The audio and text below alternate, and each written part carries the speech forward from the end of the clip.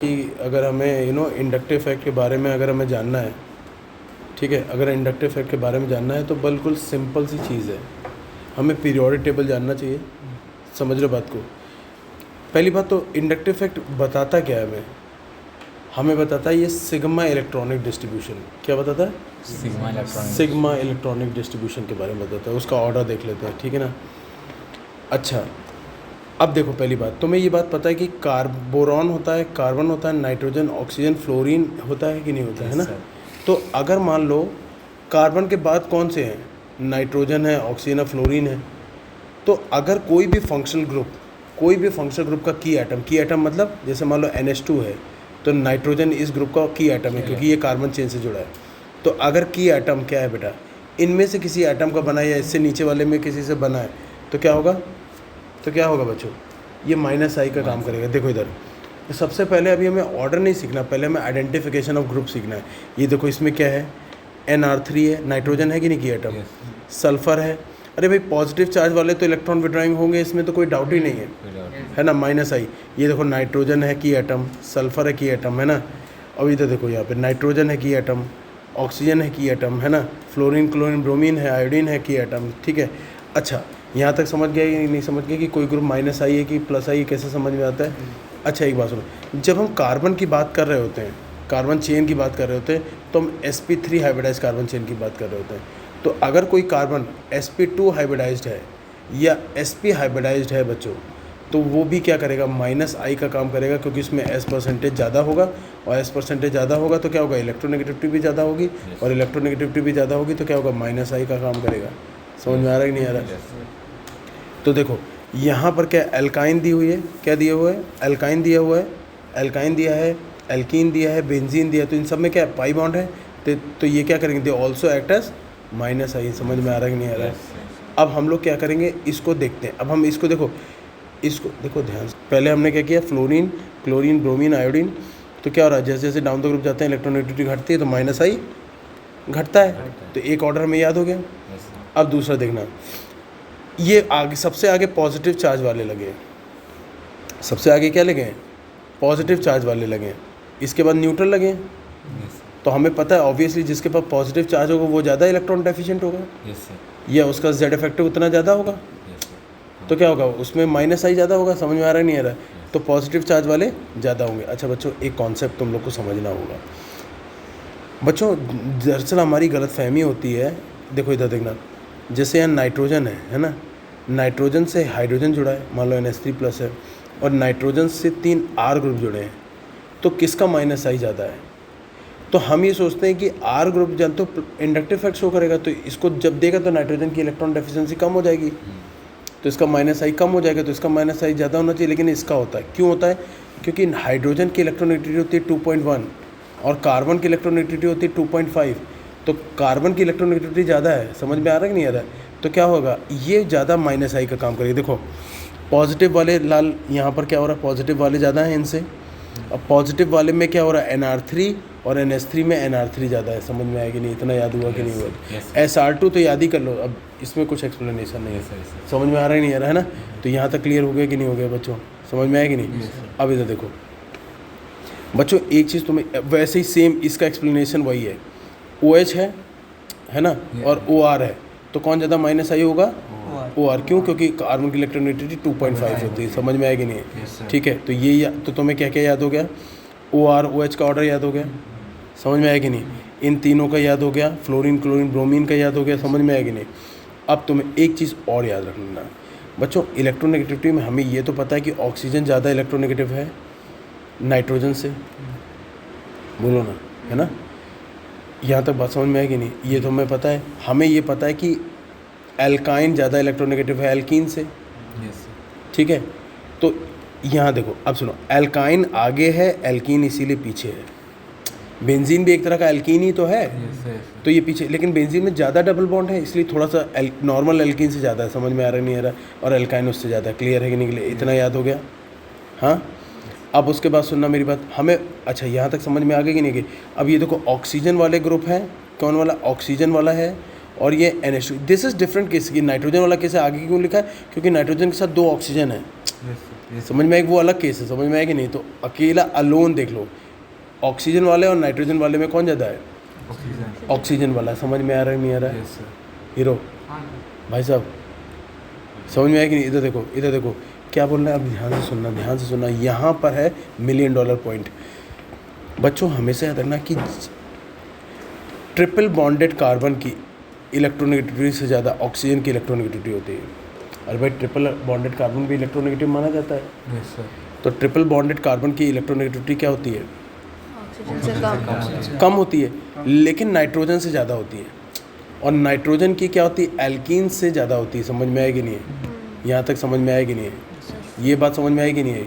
ठीक है, इधर देखो, इधर देखो, ऑक्सीजन वाले, यस सर। फिर एल्काइन, फिर नाइट्रोजन, फिर एल्कीन। नहीं समझ में आ रही बात? Yes sir.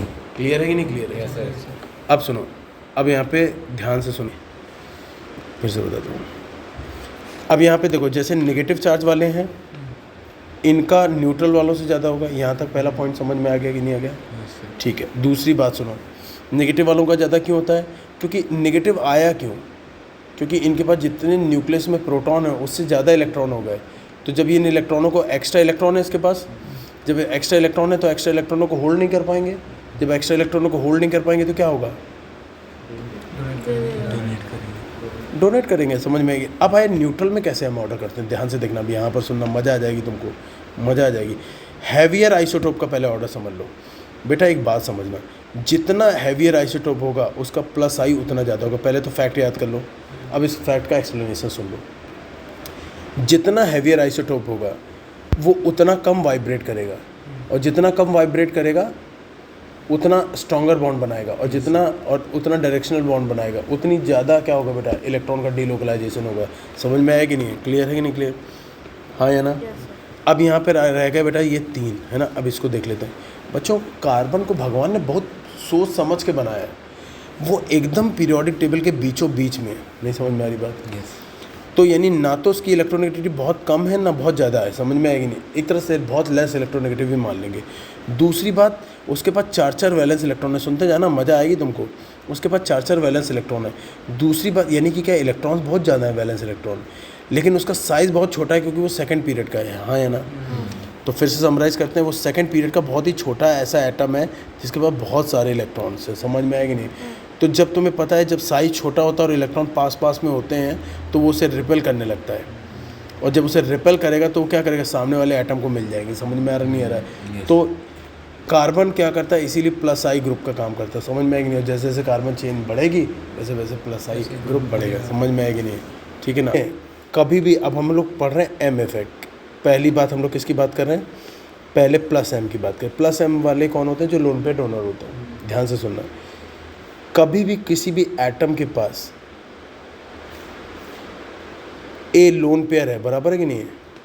उसके बाद BCD कुछ भी जुड़ा है, अगर वो डबल बॉन्डेड कार्बन से जुड़ा है या sp2 हाइब्रिडाइज कार्बन से जुड़ा है तो वो हमेशा प्लस एम का काम करेगा। नहीं समझ में आया? कोई बात नहीं। इधर देखो, हमने पीरियोडिक टेबल पढ़ी है, boron, carbon, nitrogen, oxygen, fluorine. हमें पता है कि कार्बन के बाद जितने भी एटम्स आते हैं उन सबके पास इतने इलेक्ट्रॉन होते हैं कि उनको अपना ऑक्टेट कंप्लीट करने के बाद भी लोन पे रह जाते हैं, बराबर है कि नहीं?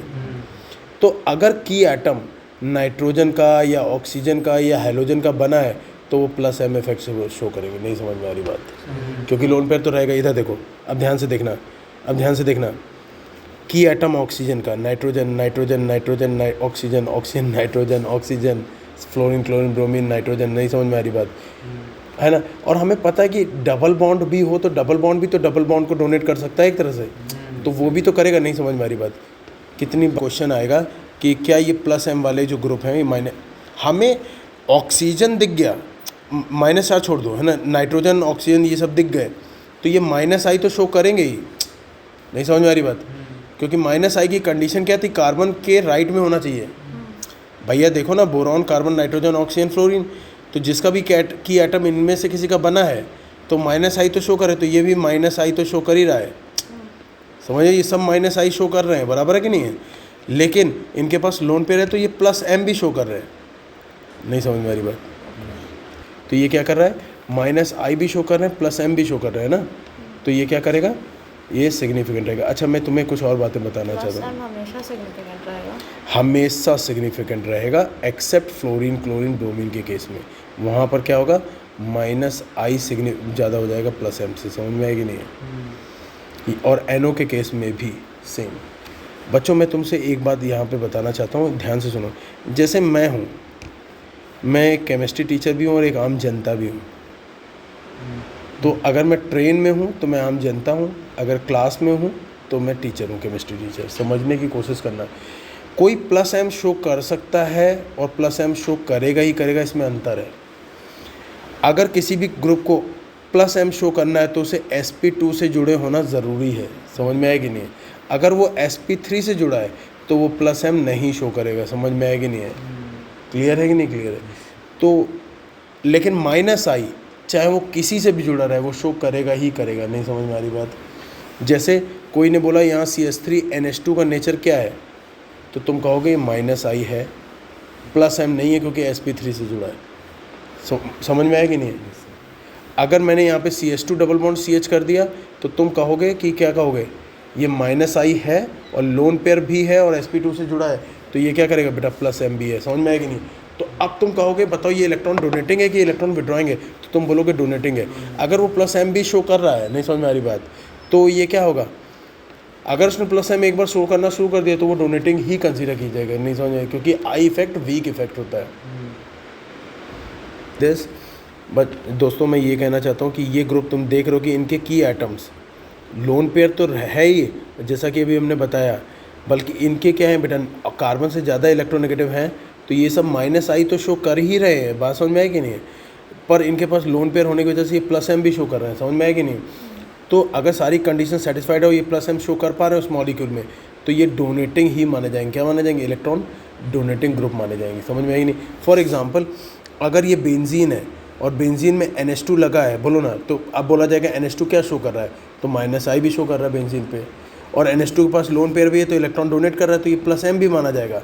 तो अब पूछा जाएगा ओवरऑल NH2 का इफेक्ट क्या है बेंजीन पे, तुम बोलोगे जो स्ट्रॉन्गर इफेक्ट जो क्या कह रहा है, इलेक्ट्रॉन डोनेटिंग है, तुम बोलोगे NH2 इलेक्ट्रॉन डोनेटिंग है।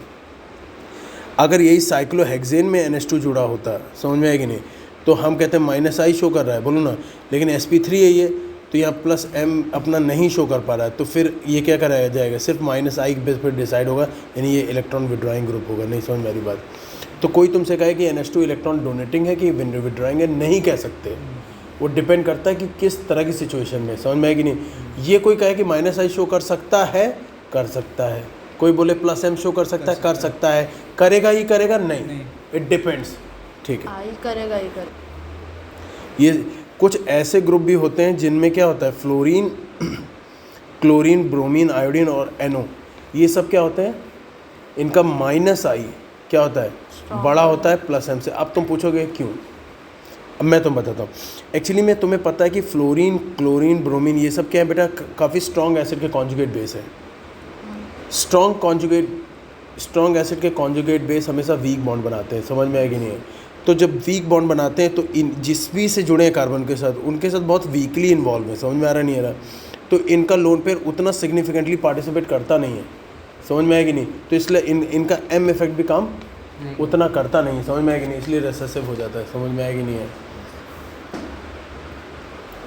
बच्चों? अब इसका एक्सप्लेनेशन सुनो, इसका एक्सप्लेनेशन हम सुनते हैं कि प्लस एम का ऑर्डर क्यों होगा। फिर से सुनो, यहाँ पर मैं ये कह रहा हूँ कि जैसे मान लो कि ये कोई कार्बन एटम है कोई एल्कीन ग्रुप है, उसमें कोई भी की एटम अगर लोन पेयर डोनेट करता है तो कैसे डोनेट करता है, इसका लोन पेयर जिस कैरी कर रहा है जो ऑर्बिटल, वो इस पाई बॉन्ड के ऑर्बिटल के साथ क्या करता है, कॉन्जुगेशन करने लगता है, ओवरलैप करने लगता है, क्योंकि तीनों एक प्लेन पे है।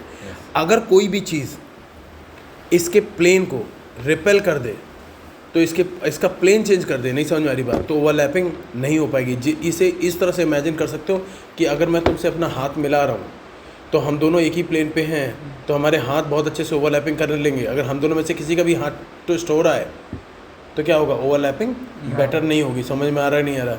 ठीक है, क्लियर? तो हमारा क्या हो जाएगा, और हमें पता है कि ऑर्बिटल की ओवरलैपिंग पे पूरी तरह से डिपेंड करता है हमारा एम इफेक्ट। तो एम इफेक्ट क्या हो जाएगा, सिग्निफिकेंटली वहाँ पर क्या हो जाएगा, डिक्रीज कर जाएगा। इसीलिए NR2 NH2, इसीलिए क्या होता है NH2 और NHR2 में क्या हो जाता है, प्लस एम इफेक्ट का ऑर्डर घट जाता है। OH और OR में क्या हो जाता है, देखो सेम चीज़, समझ में आएगी नहीं है, यहाँ तक क्लियर हो गई कि नहीं हो गई। अब हम बताते फ्लोरीन, क्लोरीन, ब्रोमीन, आयोडीन में तुमने ये बोला फ्लोरीन तो बहुत इलेक्ट्रोनेगेटिव है, ये बेटर कैसे डोनर है बच्चों, मैं तुम्हें यहाँ पे बताना चाहता हूँ।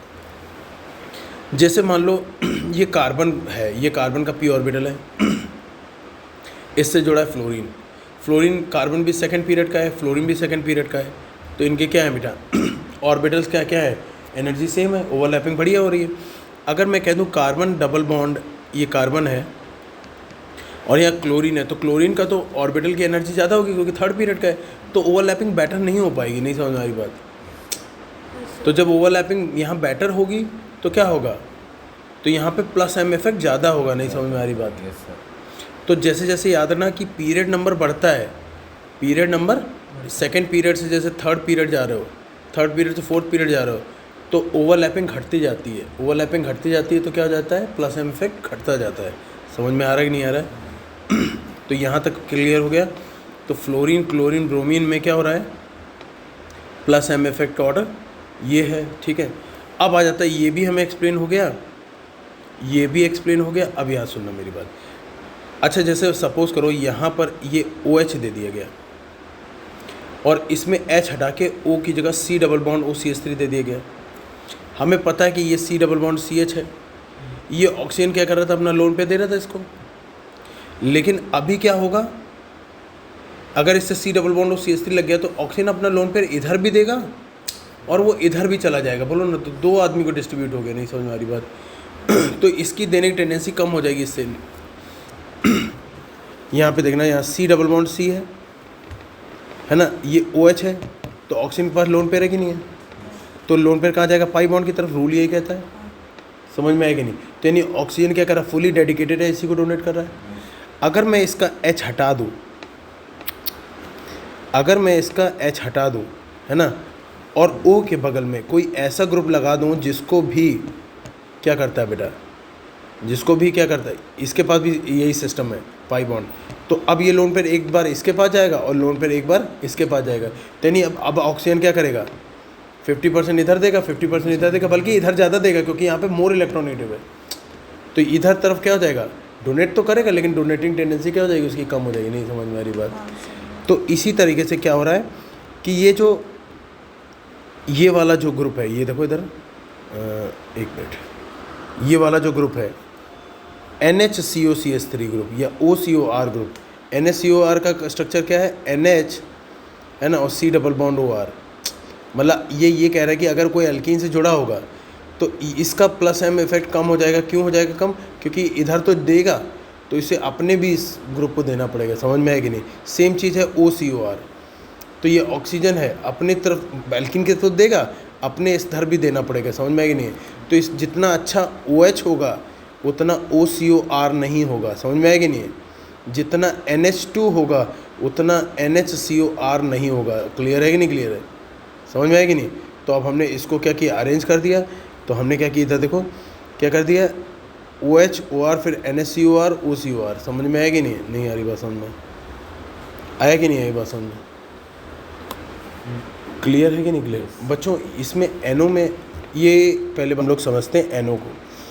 NO दोस्तों बेताज बादशाह है ये। एक्चुअली में नहीं, NO को मैं तुम्हें डिटेल में समझाऊंगा जब -M समझ लोगे, तभी तुम NO को समझ पाओगे। ठीक है, तो एक काम करते हैं, इसको अभी रोकते हैं और -M को समझते हैं। बच्चों ध्यान से सुनना, कभी भी किसी का A double bond B type unit है, अगर किसी में A double bond B type unit है तो -M का काम करेगा। जैसे A डबल बॉन्ड मतलब यानी electronegativity of A is greater than electronegativity of B। समझ में आएगी नहीं? तो क्या हो जाएगा, वो -M का काम करेगा। जैसे देखो NO2 में क्या है, N double bond O coordinate bond O, A double bond B type structure है कि नहीं? अरे यार, boron, carbon, nitrogen, oxygen, fluorine, तुम देख लो बार बार पीरियोडिक टेबल पे आ रहा हूँ। नाइट्रोजन ऑक्सीजन में ऑक्सीजन ज़्यादा इलेक्ट्रोनेगेटिव है। देखो CN में क्या है, C ट्रिपल बॉन्ड N। अरे A double bond B type हो या A triple bond B type हो, कोई टेंशन नहीं है। तो कार्बन ज़्यादा इलेक्ट्रोनेगेटिव नाइट्रोजन है। SO2R को देखो, S डबल बॉन्ड O है ना, डबल बॉन्ड O, और यहाँ S ये OR है, ऐसे ऐसे है। ठीक है ना? तो A double bond B type है। CHO में देखो C double bond O H, CO में देखो तो A डबल बॉन्ड बी है ही है, इसमें भी A double bond B type है, इसमें भी A double bond B type है, समझ में आएगी नहीं? तो इन सभी में देखो क्या A double bond B type unit है, तो इसलिए क्या होते हैं ये सब के सब -M ग्रुप का काम करते हैं। क्लियर है कि नहीं क्लियर है? नहीं समझ में आ रही बात? जैसे कोई तुमसे पूछे कि NO2 क्या करता है, +M है कि -M है, कुछ टेंशन नहीं लेनी है। NO2 का स्ट्रक्चर बेटा, NO2 इकलौता ऐसा है, वरना Na2 कहीं भी नाइट्रोजन की एटम दिख जाए तो वहाँ लोन पेयर होता है, वहाँ +M होता ही है। लेकिन NO2 स्पेशल केस है। NO2 में क्या होता है कि डबल बॉन्ड O के बाद जो लोन पेयर बचता है इसके पास, वो कोऑर्डिनेट बॉन्ड में ऑक्सीजन को दे देता है, तो उसके बाद लोन पेयर बचता नहीं है। समझ में आएगी नहीं? तो ये क्या करता है, -M का काम करता है। कोई बोले CHO क्या होता है, +M है कि -M है, इसका स्ट्रक्चर देखो C डबल बॉन्ड OH होता है, तो ये क्या हो जाएगा बेटा, -M हो जाएगा। समझ में आएगी नहीं?